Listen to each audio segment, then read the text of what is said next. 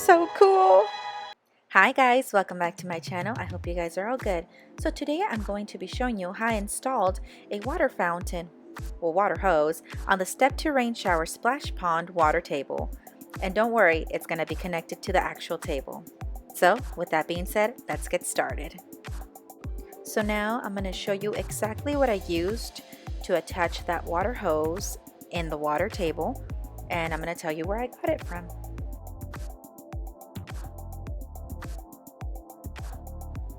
So I first got these cable ties from Dollar Tree, and you're going to need these to put everything together.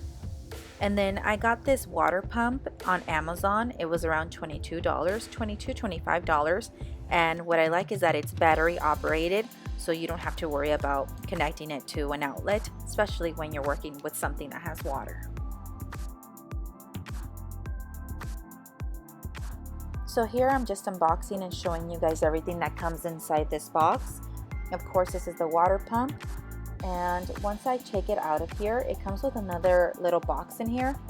And the little box inside of this huge box has the thing where you put the batteries in.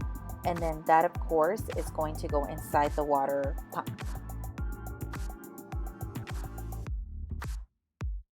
So there are two of these. Like I said, it's to put the batteries in, and each one of these has 3 little slots for the AA batteries.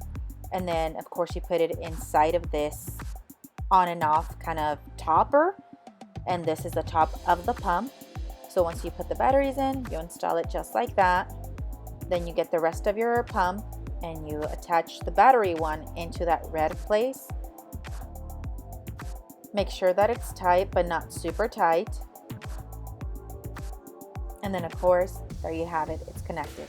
So now you're just gonna measure with the cable ties and the actual pump to see where exactly you want it at. I was looking at either side to see which one was gonna stand straight up instead of kind of leaning to the side. And so far I found that this side was easier to put it on. And now I'm gonna go ahead and put the cable tie around. Make sure you tighten that cable tie up really good.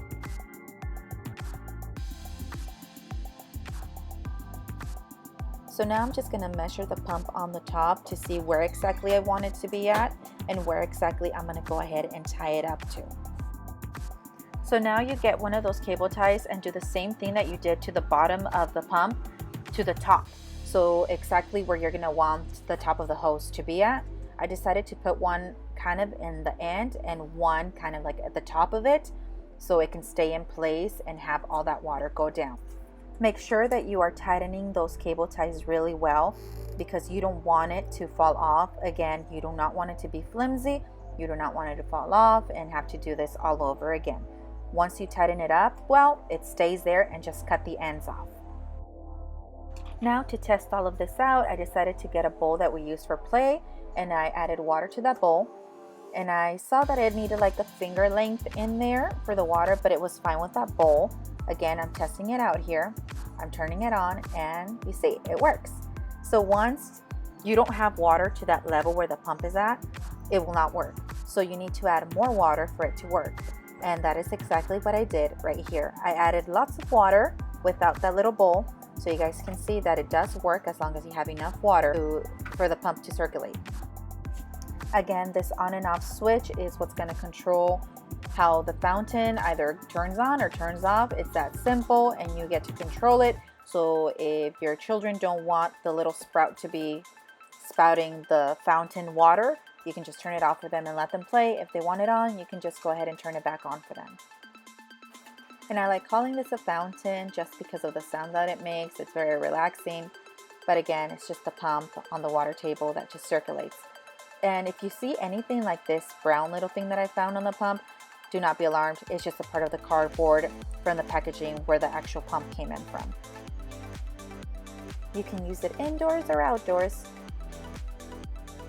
So there you have it, guys. It's that simple. It's that easy. You can literally do this in less than 30 minutes. And then your children will be having so much fun with this, especially with this weather that it's really hot outside. Again, if you like this video, please give it a thumbs up. If you haven't subscribed to my channel, please go ahead and subscribe to my channel. And I hope you guys have a good evening, morning, night, wherever you're at. Bye, guys.